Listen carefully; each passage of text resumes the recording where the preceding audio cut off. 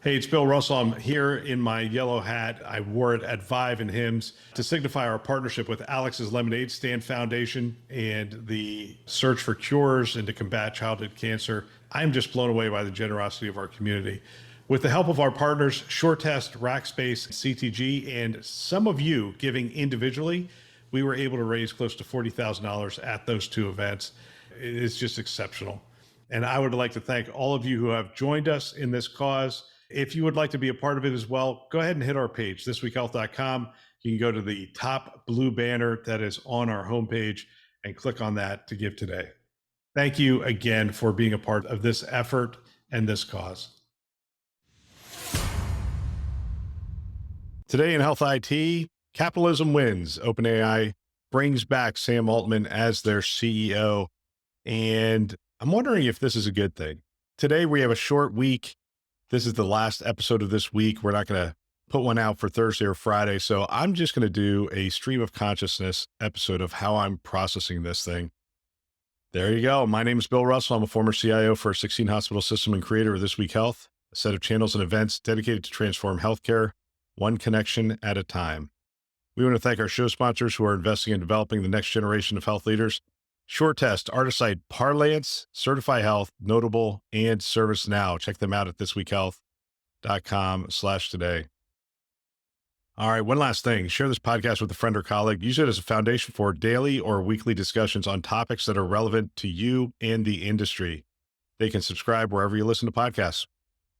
So Sam Altman returning, and they're going to replace the board.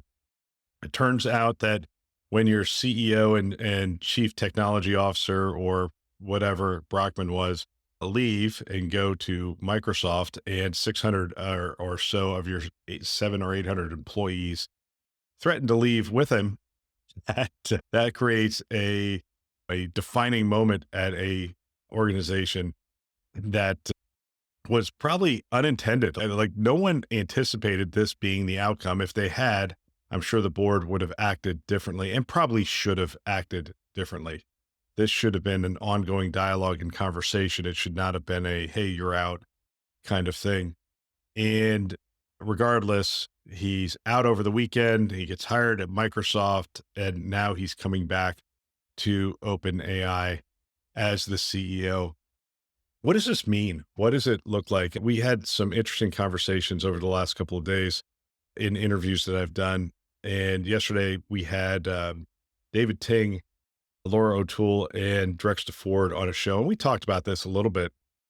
And it's interesting because as I was talking on that show, the show will air in 2 weeks.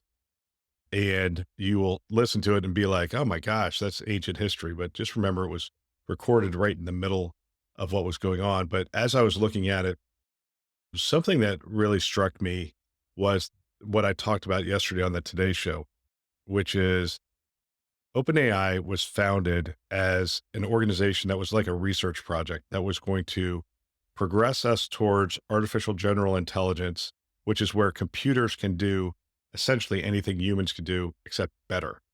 That's that old song, anything you could do, I could do better. Artificial general intelligence is where computers can do anything we can do, but better. And we were going to do that with guardrails, so that we could make sure that we do it in a safe way, that we can do it in a way that things get developed and not put humanity in jeopardy. Now, there are several schools of thought on that, by the way. There are people who are like, this is silly, computers will never get there or it's so far away. But I find that the most, let's call it, informed person on this today is probably Ilya Sutskever, who is the chief scientist and co-founder of OpenAI, and one of the people who they say architected the ouster.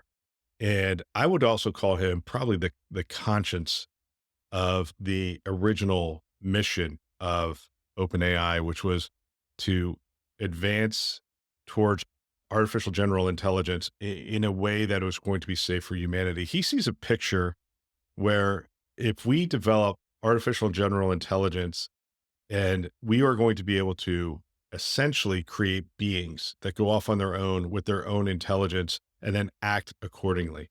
And if we don't figure out a way to instill those with human values, that essentially, and actually I just watched this video. I'll post it in the comments. It's worth looking at. It's a Guardian video, and Ilya talks about this progression towards artificial general intelligence and what it means. He describes it as the way we treat animals, the way we treat our dogs and those kind of things. He goes, we don't treat them poorly.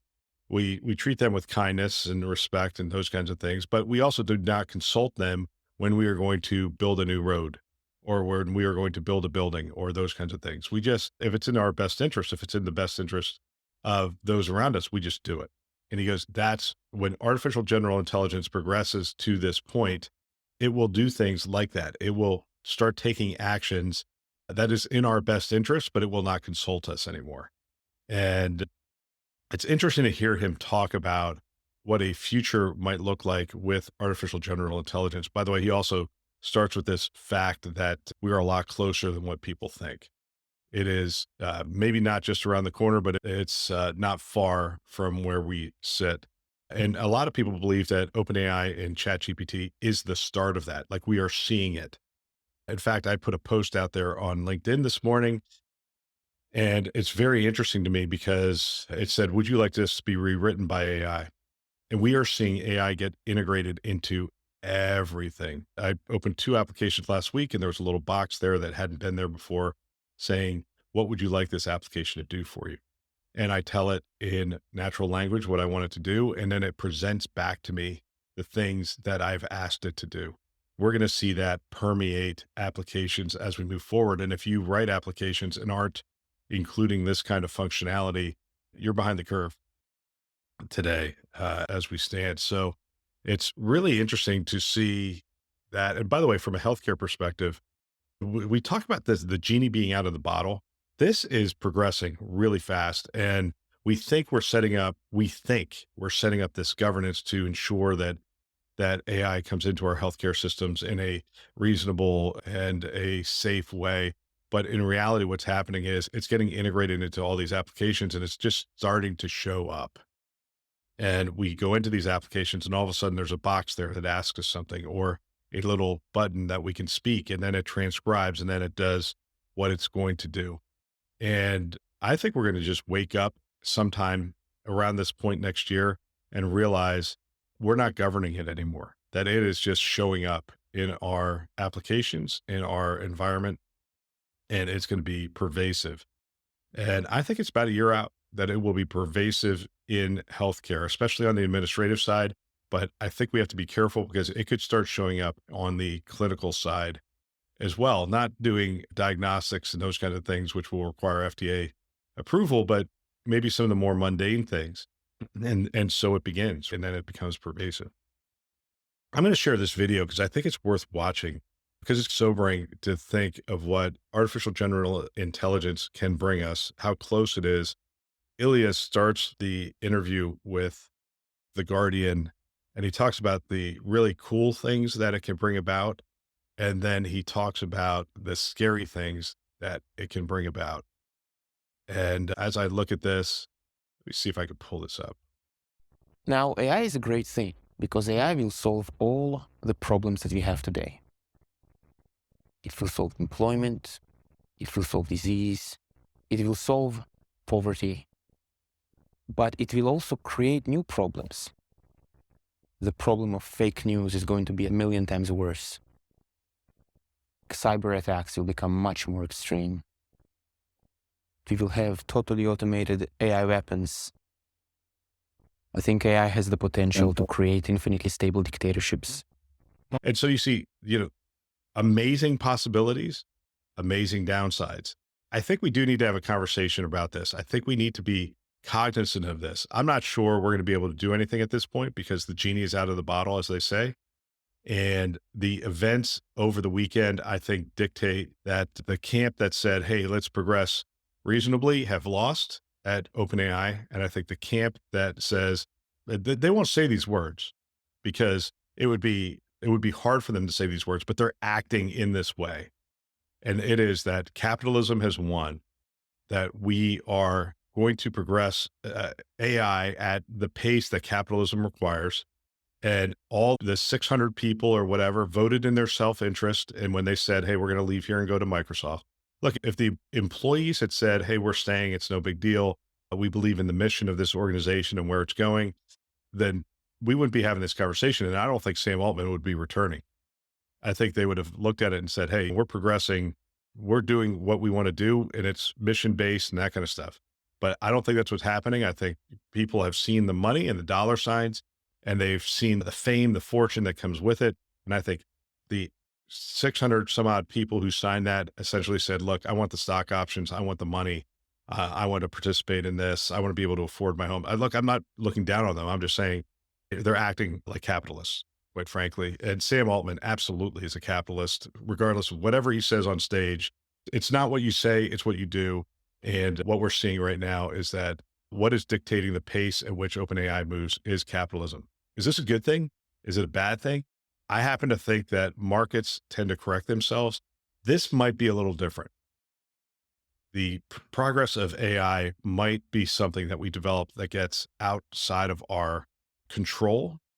And from that perspective, we need to be a little bit more careful with this than other things. I liken this when I was watching the Ilya Sutskever video. I liken him to Oppenheimer. He developed the first atomic bomb with the group. And if you watch Oppenheimer, the movie, the whole story of how they developed it. And I think of AI in that same sort of context. It's like scientists, they research, they study, they invent new things, they bring new things to us in consciousness. That's what they're supposed to do. That's what they do. But then it's incumbent upon us to put guardrails around it. And when nuclear weapons were created, it overshadowed everything else that ever happened with nuclear medicine, nuclear energy. And there's a lot of positives that come through really understanding the atom and how it works, and those kind of things. And then there's some horrific things as a result of Oppenheimer and what came out of that research. Same thing could be true here with AI. There could be some really amazing things that happen as a result of AI. There could also be some devastating things that happen as a result of AI. It's worth the conversation. It's worth getting in front of. I like the nuclear AI analogy. I think it holds. I think what we've seen now is that capitalism will dictate how fast we move with AI. And the part of me that is using it loves that because I want it to progress faster. And the part of me that's looking at it saying, hey, do I really want to work for a computer at some day or some sort of artificial general intelligence? Not really. I still like people. I like interacting with people. I like having conversations with people. I like knowing that there's a moral center of some kind with people. And I'm not sure if we're going to be able to instill that. I know that's the direction Elon Musk is going, but it will be interesting to watch. So anyway, this is what a Friday episode feels like at This Week Health. And this feels like a Friday said because I'm taking the next 2 days off. Just thought I'd ramble a little bit about the things I'm reading, things I'm watching. I will share that video in the link. I think it's worth watching just to give you a little perspective on what could go wrong. I think we focus a lot on what could go right with this, especially on the show. We focus a lot on what could go and why we should develop this further, but we also need to be cognizant of what could go wrong with AI development. All right. That's all for today. That's all for this week. Don't forget, share this podcast with a friend or colleague. Keep the conversation going. We want to thank our channel sponsors who are investing in our mission to develop the next generation of health leaders: SureTest, Artisight, Parlance, Certify Health, Notable, and ServiceNow. Check them out at thisweekhealth.com/today. Thanks for listening.